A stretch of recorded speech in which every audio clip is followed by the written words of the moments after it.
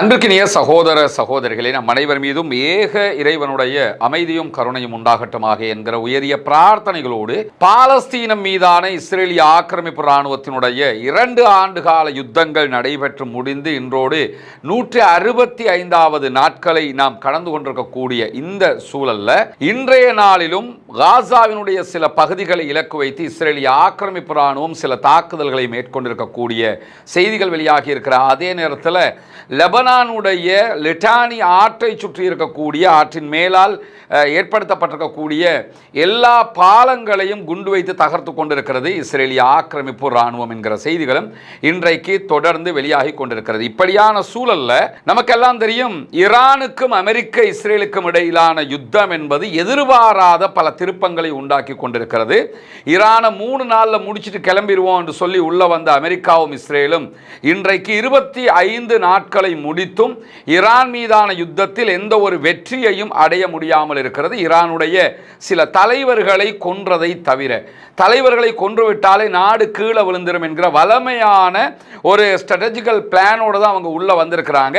But அது தோல்வி அடைந்திருக்கிறது என்பதை தற்போது அவர்கள் உணர்ந்தும் இருக்கிறார்கள். இப்படியான சூழல்ல எப்படியாவது இந்த யுத்தத்தில் இருந்து வெளியேறிவிட வேண்டும் என்பது அமெரிக்காவினுடைய தெளிவான நிலைப்பாடாக மாறி இருப்பதையும் நம்ம பார்க்க முடியும். இந்த நிலையில தான் அமெரிக்க அதிபர் டொனால்ட் ட்ரம்ப் குடிகாரனை விட வேகமாக தன்னுடைய கருத்துக்களை தொடர்ந்து மாற்றி மாற்றி பேசக்கூடிய செய்திகள் வெளியாகி கொண்டே இருக்கிறது. இந்த வகையில் அவர் வெளியிட்டிருக்கக்கூடிய ஒரு முக்கியமான கருத்து என்னன்னா, ஹொர்முஸ் நீர்நிலையை மொத்தமாக ஈரான் மூடி இருக்கிறது. ஹொர்முஸ் நீர்நிலையை நாங்கள் திறந்துருவோம், எங்கள் இராணுவத்தை நாங்கள் அனுப்புவோம், ஹொர்முஸ்ல எல்லாரும் சுதந்திரமாக பிசினஸ் பண்ண முடியும் என்றெல்லாம் ஒரு நாள் விட்டு ஒரு நாள் இப்படியான செய்திகளை எல்லாம் அமெரிக்க அதிபர் வெளியிட்டு வந்தார். அமெரிக்க அதிபருடைய கட்டுப்பாட்டில் கீழால் இருக்கக்கூடிய அமெரிக்காவுடைய ஃபோர்ஸஸ் சென்டகாம் என்ன செஞ்சாங்கன்னு கேட்டால், நாங்கள் ஹொர்முஸ் நீர்நிலையை சுற்றி இருக்கக்கூடிய ஈரானுடைய பல இராணுவ தளங்களை அழிச்சிட்டோம், எனவே ஹொர்முஸ்ல சுதந்திரமாக பிசினஸ் பண்ண முடியும் என்றெல்லாம், ஏதோ ஹொர்முஸ்ங்கிறது உலகத்தில் எங்கோ ஒரு மூலையில் இருக்கிற மாதிரியும் அதற்கும் உலகத்துக்கும் சம்பந்தம் இல்லாத மாதிரியும் பல செய்திகளையும் வெளியிட்டார்கள். ஹொர்முஸ்ல என்ன நடந்தாலும் இன்னைக்கு உலகத்துக்கு தெரிஞ்சிடும். ஏன்னா உலகமே ஹொர்முஸால தான் ஸ்தம்பிச்சு நிற்குது என்கிற அடிப்படையில் ஹொர்முஸை பற்றிய பல கட்டுக்கதைகளையும் பொய்களையும் திரும்ப திரும்ப சொல்லி பார்த்தாலும் அது மக்கள் மத்தியிலும் அரசாங்கங்கள் மத்தியிலும் எடுபட முடியாத ஒரு நிலையாக மாறி இருக்கிறது.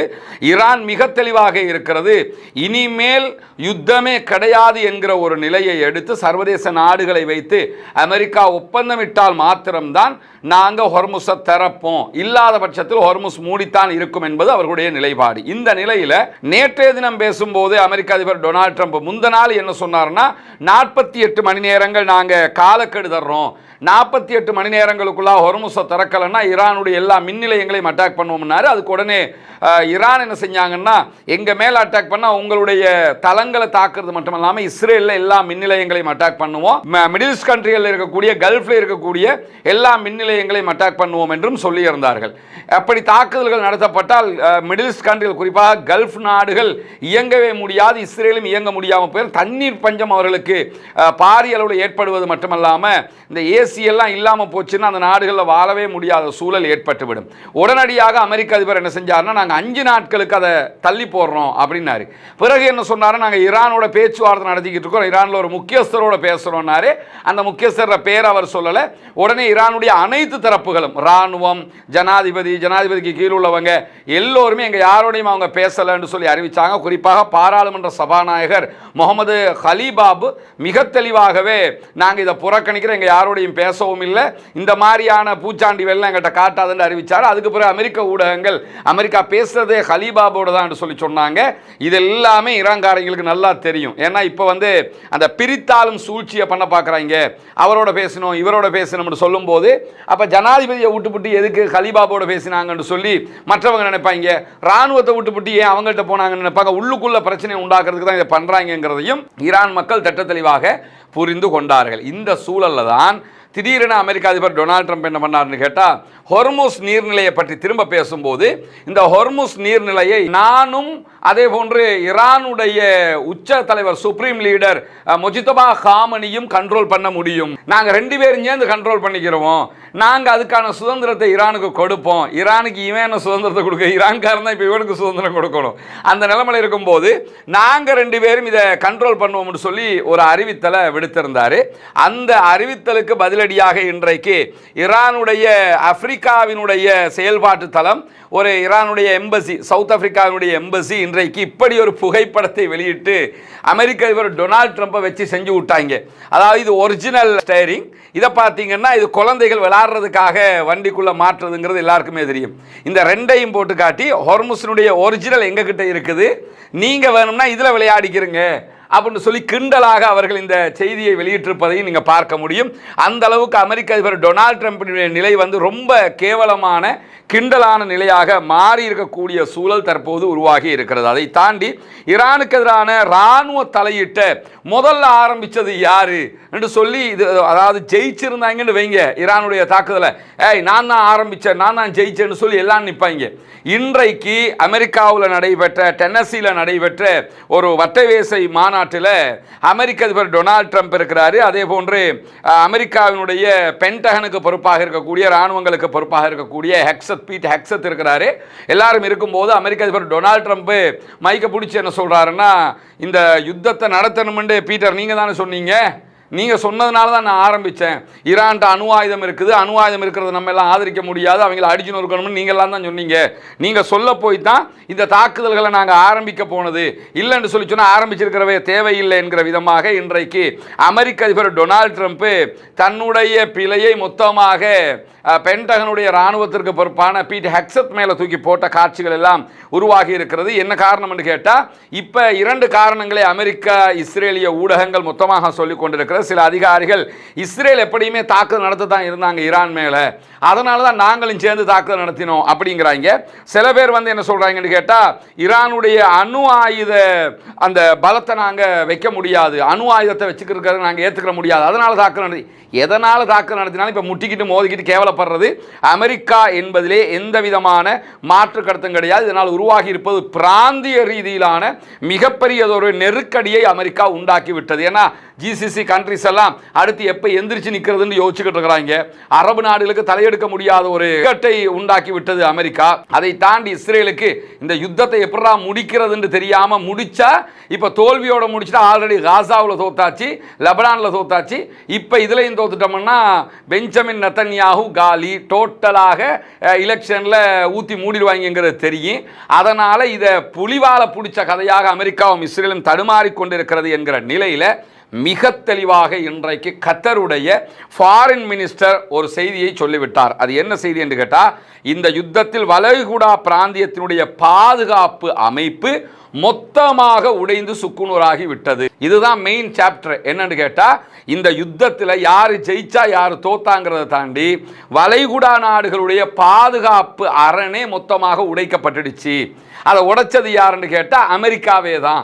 அமெரிக்கா ஈரானோட சண்டைக்கு போனதுனால, ஈரான் அமெரிக்காவினுடைய தளங்கள் அரபு நாடுகளில் இருக்கிறதுனால அந்த தளங்கள் மேலே அட்டாக் பண்ணால், இந்த தளங்கள் எல்லாம் ஏன் கொண்டு கத்தார் வச்சாங்க, துபாய் வச்சாங்க, சவுதி அரேபியா, பஹ்ரைனு, இவங்க அத்தனை பேரும் இந்த இராணுவ தளங்களை எல்லாருமே உருவாக்கிக்கிட்டது எதுக்குன்னு கேட்டால், எங்கள் மேலே நாளைக்கு யாராவது அட்டாக் பண்ணினா உடனே அமெரிக்கா காப்பாற்றும், அமெரிக்கா நிற்பா எங்களுக்காக. அதுக்கு தான் லட்சக்கணக்கு கோடிக்கணக்கு பில்லியன்களில் என்ன பண்ணாங்கன்னு கேட்டால், அமெரிக்காவுக்கு கப்பம் கட்டிக்கிட்டே இருந்தாங்க. பழங்கால மன்னர்கள் மாதிரி இப்போவும் கப்பம் கட்டிக்கிட்டே இருந்தாங்க.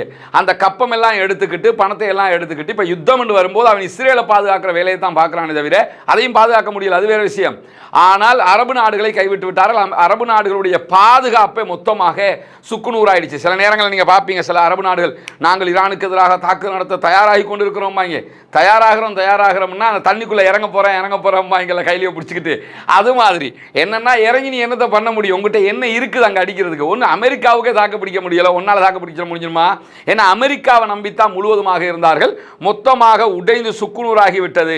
இந்த யுத்தத்தின் போது வளைகுடாவினுடைய பிராந்திய பாதுகாப்பு அமைப்பை எடுப்பதற்கு வழி இல்லாமல் உடைந்து சுக்குநூறாகி இருக்கிறது என்று கத்தாருடைய வெளியுறவு அமைச்சகத்தினுடைய செய்தி தொடர்பாளர் இன்றைக்கு மிக தெளிவாக ஒப்புக்கொண்டு அறிக்கை வெளியிட்டிருக்கிறார்.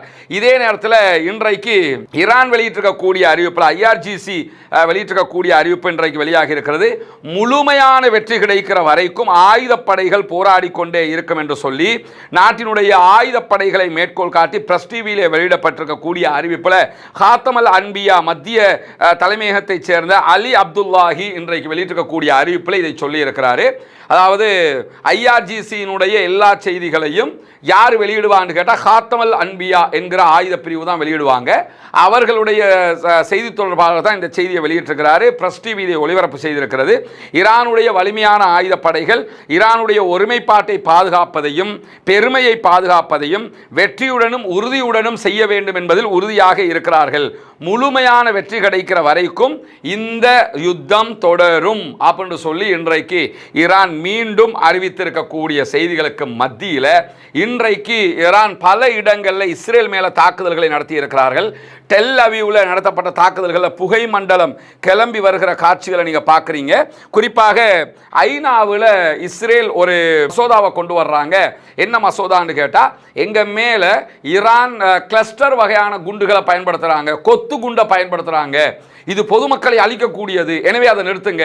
இதே கிளஸ்டர் குண்டை இஸ்ரேல் காசாவில் போட்டது. இதே மாதிரி பாலஸ்தீனம் சார்பாக அல்ஜீரியா ஐநாவில் கிளஸ்டர் குண்டை யூஸ் பண்ணாதீங்க என்று தீர்மானம் கொண்டு வந்தது. அமெரிக்கா அதனை அந்த தீர்மானத்தை மொத்தமாக வீட்டோவை பயன்படுத்தி இல்லாமல் ஆக்கினாங்க. காசாவில் அழிக்கும் போது உனக்கு கிளஸ்டர் குண்டுன்னா என்னன்னு தெரியல, கிளஸ்டர் குண்டுடைய அழிவு உனக்கு தெரியல, இந்த கொத்து குண்டால எத்தனை பேர் சாகுவாங்கிறது உனக்கு தெரியல. இன்னைக்கு அவனுக்கு அட்டாக் பண்ணும்போது பொதுமக்களை கொள்கிறார்கள். கிளஸ்டர் குண்டை பயன்படுத்த வேணாம்னுங்க, யுத்தம் வந்துட்டா இந்த குண்டை பயன்படுத்தி சண்டைன்னு வந்துருச்சு, மூஞ்சில குத்தாத, கன்னத்துல குத்தாத, வயிற்றுல குத்தாதன்னு சொல்ல முடியுமா? சண்டைன்னு வந்தா எங்கெல்லாம் நீ குத்துறியோ அதை தாண்டி எல்லாம் குத்துவாங்க. சண்டையில் எவன் ஜெயிக்க போறான், எப்படி ஜெயிக்க போறாங்கிறதா முக்கியமானதுங்கிற வகையில் யுத்தத்தில் இந்த ரூல் எல்லாம் எவனாவது ஃபாலோ பண்ணுவானா? அப்ப கிளஸ்டர் குண்டுடைய ஆபத்து யாருக்கு இப்ப புரியுதான்? இஸ்ரேலுக்கு புரியுதான். ஏன்னா ஈரான் போடக்கூடிய கிளஸ்டர் குண்டு எப்படி போடுறான்னு கேட்டால், நம்ம ஏற்கனவே சொல்லியிருக்கிறோம், ஒரு குண்டு 24 ஒரு தலை அப்படி பிரிஞ்சதோட 24 ஏவுகணைகள் மாதிரி பிரியும். அந்த 24 இருந்து ஒவ்வொன்றிலையும் 80 குண்டுகள் பிரியும். மொத்தத்தில் 2000, கிட்டத்தட்ட 2000 குண்டுகள் 8 to 10 கிலோமீட்டர் சரௌண்டிங்கில் போய் அட்டாக் பண்ணும். இதில் இருக்கக்கூடிய அந்த அந்த அந்த ஏவுகணையில் இருக்கக்கூடிய இன்னும் ஒரு ஸ்பெஷாலிட்டியாக அது தொடர்பான இராணுவ வல்லுநர்கள் என்ன சொல்கிறாங்கன்னு கேட்டால், கிளஸ்டர் குண்டுகள் தாக்கப்படும் போது கிளஸ்டர் குண்டுகள் உள்ள விண்வெளியை தாண்டி திரும்ப அட்டாக் பண்ணுகிற இடத்துக்குள்ள வரும்போது அந்த வர்றதுக்கு முன்னாடியே, அதாவது அந்த தலை விரிவதற்கு முன்பதாக, ஒரு ஏவுகணையில் இருந்து 24 பிரிவதற்கு முன்பதாகவே இவர்களுடைய அயன் டோமோ ஏதோ ஒன்றுக்கு உதவாத சில டோமுகள் வச்சுருக்காங்கல்ல, அதில் இருந்து போகிற ஏவுகணை அட்டாக் பண்ணி அதை அழிச்சதுன்னு சொன்னால் அது அட்டாக் பண்ணாது, அழிச்ச மாதிரி ஆயிரும். அது பிரிஞ்சதுக்கு பிறகு எந்த ஒரு அயன்டோமாலேயோ தேடாலேயோ உலகத்தில் அவன் வச்சிருக்க எந்த பாதுகாப்பறனாலேயோ அதை தடுக்க முடியாது. அதனால தான் கிளஸ்டர் குண்டு அட்டாக்ல கடுமையான விளைவுகளை அவர்கள் சந்தித்து வருகிறார்கள். தற்போது ஐநாவில் போய் இதை முறையிடுகிற அளவுக்கு நிலைமை மாறி இருக்கக்கூடிய நிலையில் இன்றைக்கு இஸ்ரேலுடைய பல பகுதிகள் மேலே ஈரான் தாக்குதல்களை நடத்தி இருக்கிறது. அதை தாண்டி இன்றைக்கு நடத்தப்பட்ட தாக்குதலுடைய புகைப்படங்களையும் அல் ஜசீரா வெளியிட்டிருக்கிறது. குறிப்பாக அல் ஜசீரா வெளியிட்டிருக்கக்கூடிய செய்திகளில் இஸ்ரேலுடைய பென் குரியன் விமான நிலையம், இது ரொம்ப முக்கியமான ஒரு விமான நிலையம். அந்த விமான நிலையத்தின் மீது ஈரான் தாக்குதல் நடத்தி இருக்கிறது. ஹைஃபா பகுதிகளில் இருக்கக்கூடிய பல வசதிகளை, உள்கட்டமைப்பு வசதிகளை நோக்கி தாக்குதல்கள் நடத்தப்பட்டிருக்கிறது. ட்ரோன் மூலமாகத்தான் இந்த தாக்குதல்கள் நடத்தப்பட்டதாக ஈரான் சொல்லுகிறார். அதே நேரத்தில் இஸ்ரேலுடைய பல அடுக்கு பாதுகாப்பு திறன்கள் என்று அவங்க சொன்னதையெல்லாம் மீறி போய் இந்த தாக்குதல்கள் நடத்தப்பட்டிருக்க. டெல் அவீவுடைய வடக்கு அதே போன்று மத்திய பகுதிகளில் இருக்கக்கூடிய இஸ்ரேலுடைய உளவு நிறுவனங்கள் மேல தாக்குதல்கள் நடத்தப்பட்டிருக்கிறது. ஏன்னா நேற்று ஈரான் மேல நடத்திய தாக்குதல்களுக்கு இஸ்ரேல் என்ன சொன்னாங்கன்னா, ஐஆர்ஜிசியினுடைய உளவு பிரிவின் 2 கட்டடங்கள் மேல அட்டாக் பண்ணதா சொன்னாங்க. இன்றைக்கு ஐஆர்ஜிசி தெளிவாகவே அவர்களுடைய உளவு நிறுவனங்கள் மேல தாக்குதல்களை நடத்தி இருக்கிறார்கள். இன்றைய தினம் கத்தரில் இருக்கக்கூடிய ஹமத் பின் ஹலீஃபா பல்கலைக்கழகத்தினுடைய பொது கொள்கைகளுக்கான பேராசிரியர் சுல்தான் பராக்கத் என்பவரை அல் ஜசீரா இன்னைக்கு பேட்டி எடுக்கிறாங்க. பேட்டி எடுக்கும் போது அவர் என்ன சொல்றாருன்னு கேட்டா, ட்ரம்ப் ட்ரம்ப் இப்போ என்ன நிலையில் இருக்கிறார் என்று சொல்லி சொன்னால், உண்மையிலேயே ட்ரம்பினுடைய நிலைப்பாடு இந்த யுத்தத்தினால சலித்து போய் இதில் இருந்து வெளியேறதுக்கு ஒரு வழியை தேடிக்கிட்டு இருக்கிறாரு. இந்த யுத்தத்தில் அவர் இனிமே எப்படா தப்பிச்சு போறங்கிற ஒரு நிலையில தான் தற்போது அவருடைய நிலைப்பாடு இருக்கிறது என்று சொல்லி இன்றைக்கு குறித்த பேராசிரியர் சொல்லுகிறது மட்டுமல்லாம, யுத்தத்தை நிறுத்துகிற முடிவு அவருடைய கையில் இல்லை என்பது அவருக்கு தெரியும். அது இஸ்ரேலுடைய கையில் இருக்குது. ஏன்னா யுத்தத்தை ஆரம்பித்ததும் இஸ்ரேல் தான், யுத்தத்தினுடைய முடிவையும் இஸ்ரேல் தான் முடிவெடுக்கும். ஏன்னா அந்த ஜூவிஷ் லாபிங்கிறது அமெரிக்காவில் உச்சமாக இருக்கிறது. அமெரிக்காவினுடைய எல்லா செயல்பாடுகளையும் முடிவெடுக்கிற அளவுக்கு யூதர்கள் தான் இருக்கிறாங்க. அதனால் இந்த யுத்தத்தில் முடிவையே யூதர்கள் தான் முடிவெடுக்க வேணும். அமெரிக்கா வெளியேற நினைக்குது, ஆனாலும் யுத்தத்தை நிறுத்துறதை பொறுத்தவரையில் இஸ்ரேல் நினைச்சா மட்டும்தான் அதை முடியும் என்று சொல்லக்கூடிய அஹமத் பின் ஹலீஃபா பல்கலைக்கழகத்தினுடைய பேராசிரியர் மேலதிகமாக என்ன சொல்றான்னு கேட்டால், இஸ்ரேலுடைய பாதுகாப்பு அமைச்சர் நேற்று ஒரு செய்தியை சொல்லியிருந்தார். அதை சுட்டி காட்டுறாரு. அது என்னன்னு கேட்டா, லெபனானுடைய லிட்டானி நதி வரைக்கும் நாங்க ஆக்கிரமிக்க போறோம்னு சொல்லியிருக்கிறாங்க. லிட்டானிங்கிற ஒரு ரிவர் இருக்குது. அதற்கு அந்த பக்கம் இஸ்ரேலி ஃபோர்ஸஸ் இருக்கிறாங்க, இந்த பக்கம் லெபனானுடைய ஃபோர்ஸஸ் இருக்கிறாங்க, அதுக்கு பின்னாடி ஹெஸ்புல்லாக்கள் இருக்கிறாங்க. லெபனான் ஃபோர்ஸஸ் யுத்தத்துக்கு வர்றது கிடையாது. அவங்க உள்நாட்டுக்குள்ள ராணுவம்னு சொல்லிக்கிட்டு சம்பளத்தை வாங்கிட்டு கிடப்பாங்க. சண்டை பிடிக்கிறது முழுவதுமாக ஹெஸ்புல்லாக்கள். இப்பொழுது அவங்க என்ன சொல்றாங்கன்னு கேட்டா, லெபனானுடைய பகுதிகளில் 10ல் 1 பங்கை கைப்பற்றுவதற்கு நாங்கள் முயற்சி செய்கிறோம் அப்படின்னு சொல்லி இஸ்ரேல் அறிவிச்சிருக்கிறாங்க. இந்த இஸ்ரேல் லிட்டானி நதி வரைக்கும் ஆக்கிரமிக்கிற வரைக்கும் இந்த யுத்தம் முடிவுக்கு வர வாய்ப்பில்லை அப்படின்னு சொல்லி இந்த குறித்த பேராசிரியர் ஒரு செய்தியை சொல்றாரு. ஏன்னா இந்த யுத்தத்தில் ஏற்கனவே காசா போரில் இஸ்ரேலால் ஜெயிக்க முடியாமல் போயிடுச்சு. இப்போ இந்த போர்லையும் இஸ்ரேலால் ஜெயிக்க முடியாது. அமெரிக்கா வேற வெளியே போகிறதுக்கு ட்ரை பண்ணிக்கிட்டு இருக்குது. இப்போ எப்படியாவது நாங்கள் ஜெயிச்சோங்கிறத காட்டணும்னா லெபனானில் ஒரு சில பகுதிகளையாவது கைப்பற்றி முடிக்கணும். அதனால லிட்டானி ரிவர் வரைக்கும் அவங்க கைப்பற்றினதுக்கு பிறகு ஓகே யுத்தம் ஃபினிஷ்டு, நாங்கள் இவ்வளவு இடத்த கைப்பற்றுக்கோம், இதை தரமாட்டோம் அப்படின்னு சொல்லிட்டு போய் அவங்க எலெக்ஷனை வச்சு வென்றுக்கிறதுக்கு வழியை பார்த்துக்கிறவாங்க. இதுதான் இருக்கிற கடைசி முடிவு என்று சொல்லி ஒரு அவருடைய படிப்பு பிரகாரம், அவருடைய கற்பிதம் பிரகாரம் அவர் ஒரு செய்தியை சொல்லி இருக்கிறார். இது ஒரு ஏற்றமானதாகும். இந்த யுத்தத்தை முடிக்கிறதுக்கு இஸ்ரேலுக்கு தான் கடைசி வாய்ப்பு, வேற வாய்ப்பே இல்லைங்கிறத புரிஞ்சுக்கிற விதமாகவும் இருப்பதை நம்ம அவதானிக்க முடிகிறது. அதே நேரத்தில் இங்க பாத்தீங்கன்னு சொல்லி சொன்னா, இது இன்றைக்கு ஈரானுடைய ஒரு மார்க்கெட்டுடைய புகைப்படத்தை AFP வெளியிட்டிருக்கிறாங்க. ஈரான்ல சர்வசாதாரண மக்கள், அந்த மக்களை பொறுத்தவரை நீங்கள் குண்டு வச்சாலும் சரி, வெட்டி கோப்பா என்ன நடந்தாலும் சரி, அவங்க சாதாரணமாக தான் இருப்பாங்க. நீங்கள் ஆர்ப்பாட்டத்துக்கு கூப்பிட்டா வந்து நிற்பாங்க, போராட்டத்துக்கு கூப்பிட்டா வந்து நிற்பாங்க, லட்சக்கணக்கில் திரளுவாங்க. இங்கே பஜாரில் போய் பொருட்களை வாங்கி கொண்டிருக்கக்கூடிய காட்சிகள் எல்லாம் இன்றைக்கு வெளியிடப்பட்டிருக்கக்கூடிய சூழலை நம்ம அவதானிக்க முடிகிற இந்த சந்தர்ப்பத்தில் சமாதானம் அடைவதற்கு நடுவில் நின்று பேச்சுவார்த்தை நடத்துவதற்கு நாங்கள் தயார் என்று சொல்லி பாகிஸ்தான் இன்றைக்கு ஒரு அறிவித்தலை விடுத்திருக்கிறது. ஏற்கனவே பாகிஸ்தானும் இந்தியாவும் சண்டை பிடிச்சதை நான் தான் தீர்த்து வச்சு எனக்கு நொபேல் பரிசு தாங்கிட்டு அமெரிக்க அதிபர் டொனால்ட் ட்ரம்ப் பேசின பேச்செல்லாம் நமக்கு தெரியும். அப்படி இருக்கும்போது இப்போ அமெரிக்காவும் ஈரானும் சண்டை பிடிக்குது, நாங்கள் வந்து கொஞ்சம் தீர்த்து வைக்கவான்னு சொல்லி பாகிஸ்தான் கேட்கக்கூடிய நிலைமை மாறி இருப்பதை பார்க்க முடியும். அமெரிக்காவோடு எந்த பேச்சுவார்த்தையிலும் ஈடுபடவில்லை என்று சொல்லி திட்ட தெளிவாக ஈரான் சொல்லிருச்சு. ஆனாலும் ட்ரம்ப்ட கூற்றுக்கு இது முரண்பாடாக இருக்கிறது. ட்ரம்ப் வந்து நாங்கள் பேசிக்கிட்டு இருக்கிறோம்னு சொன்னார், ஈரான் தெளிவாக எந்த பேச்சுவார்த்தையும் இல்லைன்ட்டாங்க. ஆனால் அல் ஜசீரா வெளியிட்டிருக்கக்கூடிய செய்திகளில் பாகிஸ்தானுடைய இராணுவ தளபதி ஞாயிற்றுக்கிழமை ட்ரம்போட பேச்சுவார்த்தை நடத்தியிருக்கிறார். இன்னும் அதுக்கு பிறகு ஒரு நாள் கழித்து பிரதமர் ஷபாஸ் ஷரீப் என்ன பண்ணியிருக்கிறார்னா, ஈரானுடைய அதிபர் மசூத் பெசக்ஷியனோட பேசியிருக்கிறார் என்று சொல்லியும், இதைத் தொடர்ந்து பாகிஸ்தானுடைய வெளியுறவு அமைச்சர் ஈரான் அதே போன்று துருக்கியினுடைய ஃபாரின் மினிஸ்டர்ஸோட பேசியிருக்கிறாங்கிற செய்திகள் வெளியாக இருக்குது. இவ்வளவுதான் இது தொடர்பாக வெளியாக இருக்கக்கூடிய செய்தி. என்னன்னா, அதை தாண்டி இன்றைக்கு அலி லாரிஜானிக்கு பதிலாக தேசிய உச்ச பாதுகாப்பு சபைக்கு புதிய தலைவர் நியமிக்கப்பட்டிருக்கிறார். இவர்தான் புதிதாக நியமிக்கப்பட்டிருக்கக்கூடிய ஈரானுடைய நேஷனல் செக்யூரிட்டி ஃபோரம் உடைய தலைவராக பொறுப்பாளராக இருக்கிறார். கடந்த வாரம் அலி லாரிஜானி அவர்கள் கொல்லப்பட்டதை தொடர்ந்து இவர் நியமிக்கப்பட்டிருக்கிறார். சொல்காதர் என்கிற இவர்தான் நியமிக்கப்பட்டிருக்கிறார். கூடியவர். இவர் IRGC-னுடைய தளபதியாக ஆல்ரெடி இருந்திருக்கிறார். 2020 வரைக்கும் 8 ஆண்டுகள் நீதித்துறையினுடைய ஒரு துணைத் தலைவராக செயல்பட்டிருக்கிறார். பல உயர் அரசாங்க பதவிகளை ஈரானுக்குள் வகித்திருக்கிறார். IRGC-னுடைய கூட்டுப்படைகளுடைய தலைவராகவும் செயல்பட்டிருக்கிறார். IRGC-யின் துணை தலைமை தளபதியாகவும் பணியாற்றி இருக்கிறார். இப்படி பல பொறுப்புகளை வகித்திருக்கக்கூடிய இவர்தான் தற்போது ஈரான் ஈரானுடைய உச்ச பாதுகாப்பு சபையினுடைய தலைமை பொறுப்பை ஏற்றிருக்கிறார். இப்படியான சூழல்ல லெபனான் இன்னைக்கு என்ன பண்ணியிருக்கிறாங்கன்னா ஈரானுடைய தூதரை வெளியேற்றி இருக்கிறார்கள். ஈரான்ல இருந்த லெபனானுடைய தூதரையும் மீள அழைத்திருக்கிறார்கள் என்கிற செய்திகளும் வெளியாகி இருக்குது. ஏன்னா ஈரானால தான் இந்த யுத்தம் நடக்குது, அதனால எடுக்கிறோம்னு. ஏன்னா இவங்களை பொறுத்தவரை துப்பு கட்டவங்க ஒரு நாள் போய் சண்டை பிடிக்க போறவங்க கிடையாது, அதனால இந்த வேலையை செஞ்சிருக்கிறாங்க என்கிற நிலையில லெபனான், காசா இந்த பகுதிகளில் பொதுமக்களை இஸ்ரேல் மீண்டும் மீண்டும் குறிவைத்தால் இஸ்ரேலுடைய கட்டுப்பாட்டு பகுதிகள் மேல பலத்த தாக்குதல்களை நடத்துவோம் என்று IRGC இன்றைக்கு கடுமையான காட்டமான ஒரு அறிவிப்பை விடுத்திருக்கிறார்கள். லெபனான் பாலஸ்தீனத்தில் பொதுமக்களுக்கு எதிரான விரிவான போர் குற்றங்கள் மேற்கொள்ளப்படுகிறது, இதை இஸ்ரேல் நிறுத்த வேண்டும்.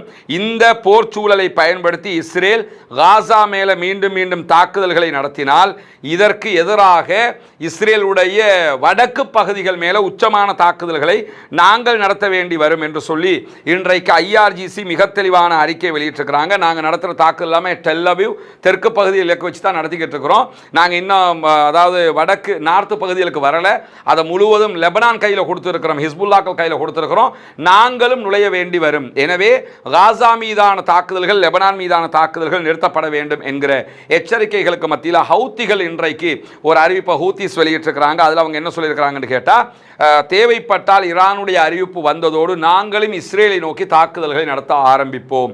இஸ்ரேலுக்கு எதிராக அவங்களும் ஏவுகணை தாக்குதல் நடத்த ஆரம்பிச்சிருவாங்களாம். ஆனால் ஒரே ஒரு கண்டிஷன் இருக்கிற, சவுதி அரேபியா, ஜோர்டான், UAE இந்த 3 நாடுகளும் எங்களுடைய ஏவுகணைகளை இஸ்ரேலை நோக்கி நாங்கள் அடிக்கிற ஏவுகணைகளை நாங்கள் உங்களை நோக்கி அடிக்க மாட்டோம். சவுதி அரேபியாவில் இருக்கிற அல்லது கத்தரில், துபாயில் இருக்கக்கூடிய அமெரிக்காவினுடைய நிலைகள் எதுக்குமே நாங்கள் அடிக்க மாட்டோம். நாங்கள் இஸ்ரேலுக்கு தான் அடிப்போம். இஸ்ரேலுக்கு நாங்கள் அடிக்கிற நேரத்தில் அந்த ஏவுகணையை சவுதியோ பஹ்ரைனோ அல்லது யாரோ எங்களை தடுத்து நிறுத்தினீங்க என்று சொல்லி சொன்னால் அதற்கு பதிலாக உங்களுடைய நிலைகள் மேலே நாங்கள் தாக்குதல் நடத்துவோம் என்று சொல்லி திட்ட தெளிவான டிக்ளரேஷன் இன்னைக்கு பண்ணியிருக்கக்கூடிய சூழலில் தான் ரஷ்யா ஒரு எச்சரிக்கை விடுத்திருக்கிறது. அது என்ன எச்சரிக்கை என்று கேட்டால், இந்த யுத்தத்தில் ஈரானும் ரஷ்யாவும் பொதுவாகவே காஸ்பியன் கடல்ல பகுதிகளில் தங்களுடைய இராணுவ நிலைகளை உருவாக்கி வைத்திருக்கிறார்கள். இப்படி இருக்கும்போது காஸ்பியன் கடல் பகுதிகளில் இருக்கக்கூடிய ஈரானுடைய இராணுவ தளங்கள் மீது தாக்குதல் நடத்தியதாக இஸ்ரேல் ஆல்ரெடி அறிவிச்சிருந்தது. இனிமேல் இப்படியான தாக்குதல்கள் நடத்தப்படக்கூடாது, ஏன்னா அது எங்களுடைய கூட்டு இராணுவ முயற்சியாக இருக்கிறது, அதன் மீது தாக்குதல் நடத்தினால் நாங்களும் இதில் இன்வால்வ் ஆக வேண்டி வரும் என்கிற செய்திகளையும் இன்றைக்கு ரஷ்யா மிக தெளிவாக விடுத்திருப்பதை நாம் பார்க்க முடியும். எனவே பொறுத்திருந்துதான் பார்க்க வேண்டும் அடுத்தடுத்து என்னவெல்லாம் நடக்கப் போகிறது என்பதை. ஈரான் விடாப்பிடியாக சமாதானம் என்று வந்தால், நிரந்தர சமாதானம் வந்தால் மட்டும்தான் ஹொர்முஸை திறப்போம், யுத்தத்தை நிறுத்துவோம்ங்கிறாங்க. புலிவால பிடிச்ச கதையாக இஸ்ரேலும் அமெரிக்காவும் இந்த யுத்தத்தை ஏண்டா ஆரம்பிச்சோம்னு, நான் ஆரம்பிக்கல, நீ தான் ஆரம்பிச்ச, நீ ஆரம்பிக்கல, அவன் தான் ஆரம்பிச்சான்னு கூட்டு சண்டை பிடிக்கக்கூடிய நிலைக்கு தள்ளப்பட்டிருக்கிறார்கள். என்ன செய்வது அடுத்து என்பதை தெரியாமல் அரபு நாடுகள் திகைத்து நிற்கிறார்கள் என்பதுதான் இப்போது இருக்கக்கூடிய லேட்டஸ்டான அப்டேட்டாக இருக்கிறது. அடுத்தடுத்த செய்திகள் வருகிற போது உங்களிடத்தில் கொண்டு வந்து சேர்ப்பதற்கு தயாராக இருக்கிறோம். தொடர்ந்து இணைந்திருங்கள். ரஸ்மின் மைசி நியூஸ் மற்றும் ரஸ்மின் டாக்ஸ் ஆகிய 2 சேனல்களோடு. ஆக்கிரமிப்புகள் நிறுத்தப்பட வேண்டும், ஈரான் மீதான அப்பாவிகள் மீதான தாக்குதல்கள் உடனடியாக நிறுத்தப்பட வேண்டும், மத்திய கிழக்கு மீதான தாக்குதல்கள் உடனடியாக நிறுத்தப்பட்டு மத்திய கிழக்கும் அதே போன்று உலகம் முழுவதுமே அமைதிக்கு திரும்ப வேண்டும், அமைதியான பூவுலகாக இந்த உலகம் மாற வேண்டும் என்கிற உயரிய பிரார்த்தனைகளோடு அப்பாவிகளுக்கு ஆதரவாக ஜனநாயக ரீதியாக தொடர்ந்தும் குரல் எழுப்புவோம்.